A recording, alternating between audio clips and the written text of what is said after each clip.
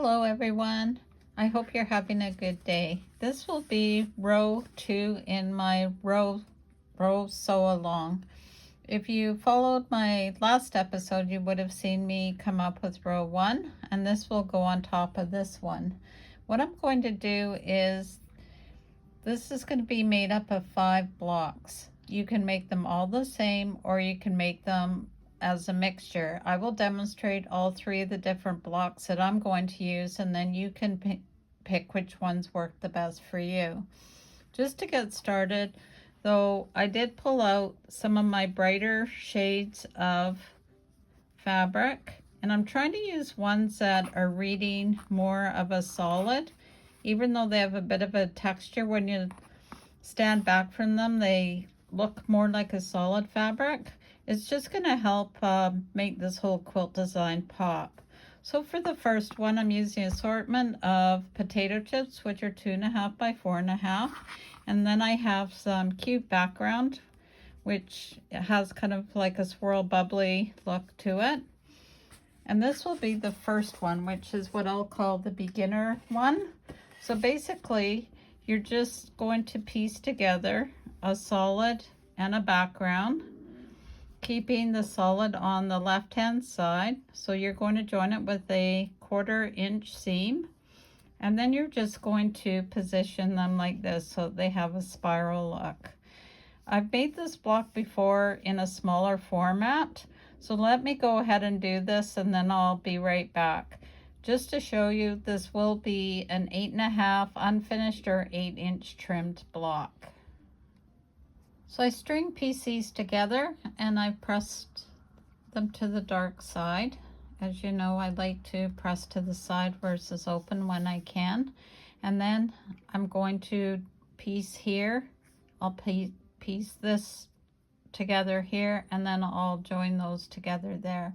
I'll be making 2 blocks that are looking like this format, and then I'll show you the next one. So I've got my 2 blocks done. And because it's pressed to the dark, it really nested nicely in the center. You see that? Nice, perfectly matched up. So this is a very beginner friendly block. And here's the other one with the 2 pinks together. So for my purposes, I'm making 2 of those. You can make as many as you want once we figure out how the row all goes together.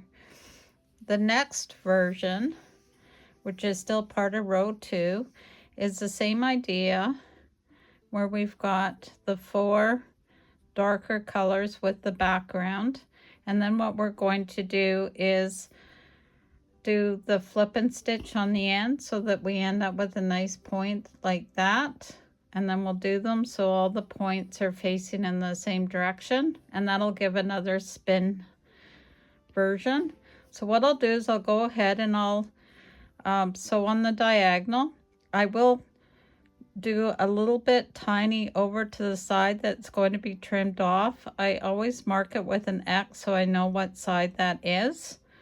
That just works for me. I'd be interested to know what works for you. And I will be pinning and putting a little bit of glue so this doesn't move around, because it is on the bias, this top piece. And I'm using scrap, so each one is going to be behaving a little bit differently than the other. So again, you'll be marking it from corner to corner, stitching just to the right of the line, and then you'll check it by flipping it over. And if everything meets up nicely, then you'll trim this 1/4 inch and then press it open. So I will go ahead and do those, and then we will piece the block together the same way that we just did the other one. Okay, just showing you again how I've sewn just to the X side of the line, and then I will press this over like this, and I'm making sure that it matches to my satisfaction, and it does. So I will take a ruler, or you can just eyeball it or use scissors. I've got the 1/4 inch on the seam line there, and then I will just cut the X side off. make sure that this is flipped over to this side before you go and cut it, or else you'll end up having to redo it. So that's what it'll look like when it's all trimmed. The bonus with this is if I stitch along here, then I'll have an HST for future projects.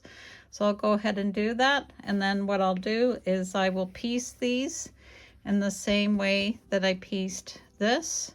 So this is going to give you an idea of what it's going to look like. So let's call this a skill builder, and this is block 2. See, it's got more style to it. So I'm going to be making 2 of these. So once I've got them done, I'll show you what the third block looks like.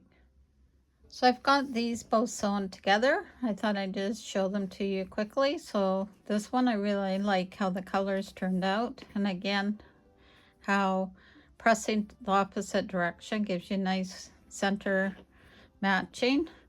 And then this one is actually pretty close to the colors in this one. So it gives you same size block, just gives you an option of how you can just do something different to give it a different look. So next up will be another block. Let me organize that and I'll be right back. So next up is square 3 for row 2. This will be the center block. This is totally optional. I'm giving this to you just in case you want to jazz it up a bit. So to begin with, we'll need 4 background that are 2.5-inch squares, and those will be going over like this. This pattern will be like a starburst type pattern. And then what we need is we need 3 colors that you really feel will go together. And these are 3-inch squares. Those are the 4 colors that I'm using. These are all 3-inch squares. And to begin with, what we will do is we will take one of each color and pair it up with the background, draw from corner to corner, and do an HST. Once the HSTs are trimmed out, they'll be 2.5 inches. So let me do that. So again, I'm making 2 from each color. And to do that, you take a background and a solid. You draw it corner to corner and you stitch a scant 1/4 inch from each side and then trim it down the center, and there you have it.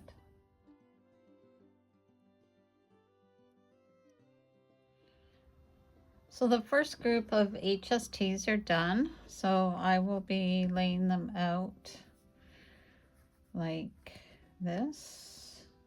It is a version of the Starburst. So like that.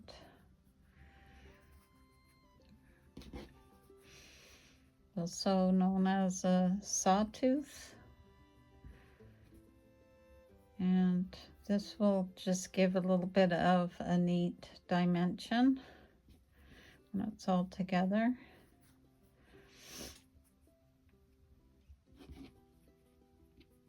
Okay, and the last one is like that. Oops, this goes down here. That's why it looked weird. Okay, so now we're going to do the ones that fill in here, and that's going to be taking the color blocks that are also trimmed to 3 inches. That one I'll have to recut. And we're going to be doing more HSTs, but when we do these ones, we only need 1 of each. So as an example, I need one that is pink and yellow to go there. I need a pink and let's call it orange. I need a red and orange and a red and yellow. So I'll be making 4 HSTs, and I'll only be using half of them, so the rest can go into my bucket for future use. So let me go ahead and do that. Again, it's using 3.5 inches, drawn down the center, sewn from the 1/4 inch from the center, and then cut them apart and press them and trim them. And this size working from 3 inch worked out perfectly. It gave me a little bit of extra fabric to make sure I could trim them nicely. So let me do that and I'll be right back. Just going to remind you of my gluing hack that I do for half square triangles. So I marked the lines that I want to stitch on. I will be doing a scant, so I'll be doing a little bit on the inside of those. So right sides together, I take this purple disappearing Elmer's glue and I put it down the center like that, and I just do it from end to end. I don't get overly concerned about hitting the center.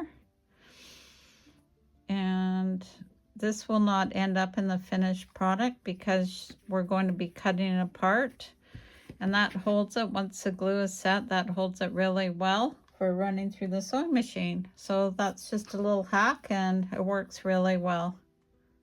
So I have all the HSTs made and trimmed, so this is how it goes together, like here and there. See the V pattern?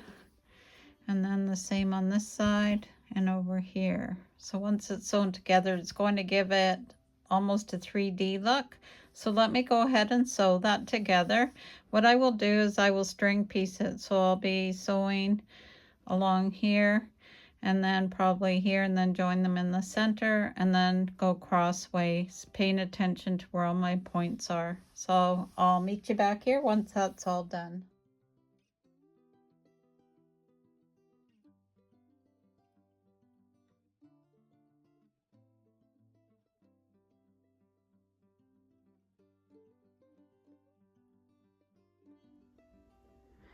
Okay, I'm just showing you what rows 1, the first one we did, looks like. It's on the bottom. I decided to go ahead and do them alternately. And then row 2, which we just finished today. See the one in the center there. I really like how this is turning out, and I am trying to show you different techniques and different levels of complexity so beginners can build on their skills if they want. So play around with these blocks, lay it out any way you want. I'm going to be putting 2.5 inch sashing in between each row. So until next time, please comment, share, and like, and sew safely and sew with Debee. Have a great day, and thanks for spending your time with me. Bye for now.